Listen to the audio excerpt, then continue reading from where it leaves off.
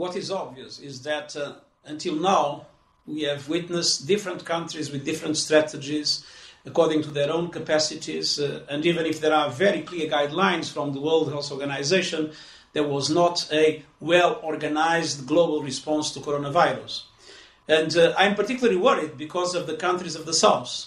So what I believe is that we need to have a coordinated and organized response in which all countries of the world will adopt a strategy based on testing, on tracing, on quarantining those that were detected having had contacts with people infected, and at the same time on the necessary complementary measures of restriction of movement and separation of people. But this needs to be done together, and to do it together, the developed countries must do a massive program of support to the developing countries.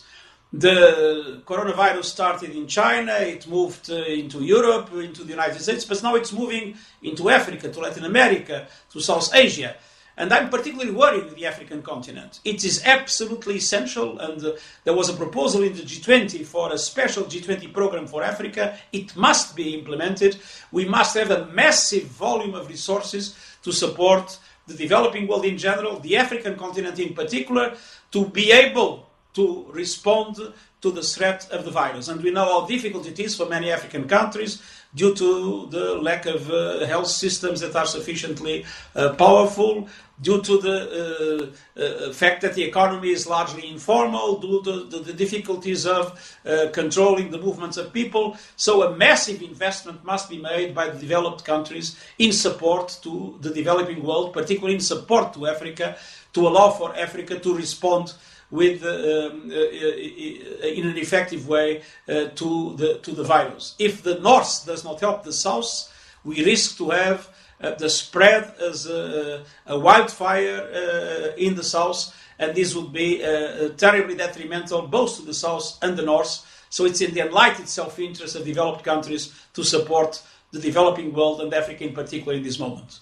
Well, I mean, it doesn't sound, Secretary General, as though you envisage a quick or a reasonably quick recovery from the coronavirus pandemic. I mean, whereas people like President Trump, for example, are predicting that things are going to start getting back to normal in a few weeks' time. But you don't see it that way. Your advice to countries is don't let your guard down.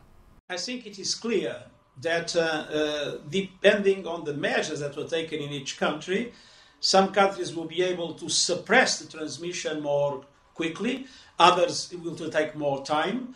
But everybody needs to be careful, because before it is suppressed everywhere, nobody can be sure that the risk has disappeared. And in my opinion, this is going to last for some time, and we need to be prepared for the recovery too. Because we cannot recover just moving back to the same economy we had in the past.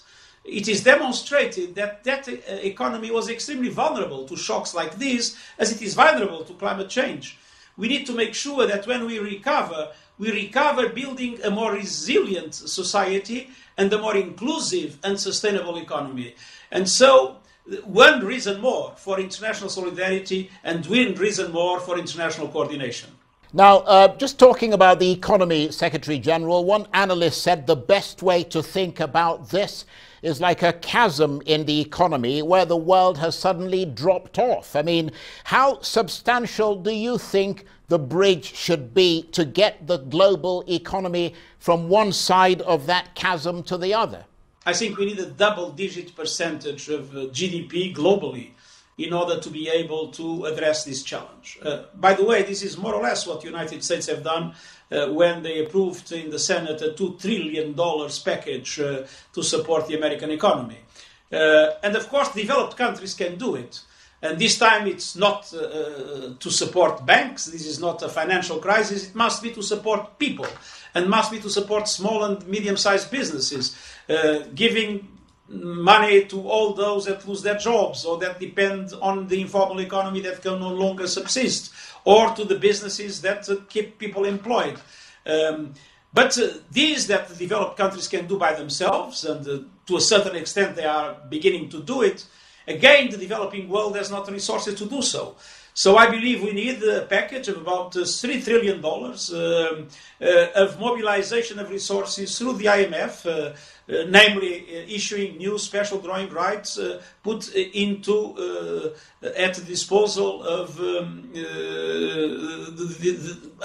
the developing world, through strengthening the capacity of the World Bank, other international financial institutions, through swap lines between central banks to support emerging economies, through alleviation of debt of the developing world. A huge package of this dimension is necessary to allow developing countries to be able to support their citizens and their businesses in the same way that the developed countries are doing now. If that doesn't happen, we will see the collapse of the economies with absolutely devastating consequences in relation to the lives of people. Now, Secretary General, you've launched a $2 billion humanitarian appeal focused on raising money to help the most vulnerable countries. But is that a realistic proposal, given that every country is fighting the virus, both on a health and on an economic level, and everyone's resources are quite simply overstretched? Well, if it was possible to mobilize $2 trillion to support the American economy, I'm sure it's possible to mobilize $2 billion to support those most vulnerable of the vulnerable situations, refugee camps, internally displaced people, very fragile states. This is a humanitarian appeal to address those situations that are indeed situations of extreme vulnerability. And the reason of this appeal is to make sure that this support to the response to the COVID-19 in these circumstances is not made with money that is taken away of the other humanitarian programs that are already in place and are absolutely necessary. If you look what's happening in Yemen, or if you look what's happening in Idlib, or if you look what's happening in the Sahel. So we need to keep those humanitarian programs as they are, and we need to have an additional support to the response to the COVID-19 in those very, very fragile situations. And I'm sure that the international community will understand it. And as I said, it's a drop in the ocean of the resources, that what is necessary to allow UN agencies, the Red Cross Society, and the NGOs involved to help those populations in distress in this very, very difficult situation. And of course, this is not enough globally. Globally, we must have, what I said, a massive package of support to the developing world to respond to the different impacts of the COVID-19 in health, but also in the economy and in the society.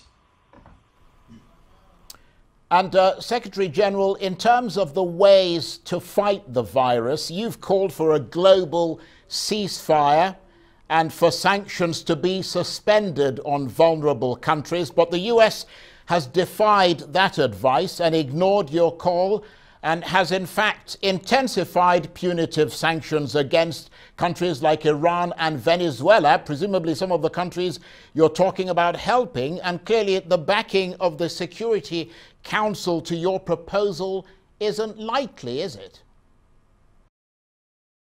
One thing is the general discussion about sanctions. The other thing is the impact of sanctions, or of some sanctions, in relation to the response capacity of the COVID-19. What we asked for was the waiving of those sanctions that are undermining the capacity of the countries you mentioned to respond, others to respond to the COVID-19. I know that in the Security Council, and in relation to the sanctions that are UN sanctions, there is a work of evaluation being done. But the most important of the sanctions of this nature are not determined by the Security Council. They are bilateral sanctions, and that is why we have been appealing to countries in order to waive those that, as I said, can undermine the capacity of the targeted countries to respond to effectively to the COVID-19. Now, let me talk, Secretary General, about something I know that is dear to your heart, which is human rights. I mean, clearly several countries have passed emergency legislation giving governments the power to detain and isolate people suspected of having coronavirus. How does that affect the right to liberty and privacy? This enforcement, for instance, of stay-at-home orders, lockdowns, etc. Is there an issue of human rights here?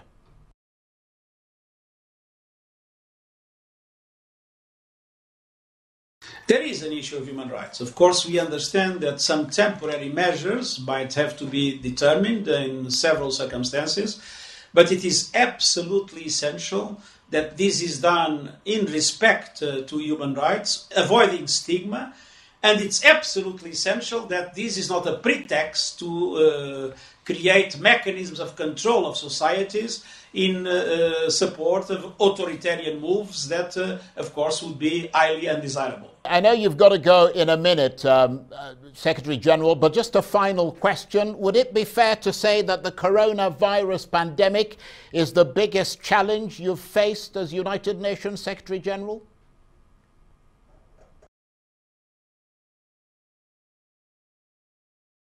Be absolutely sure of that.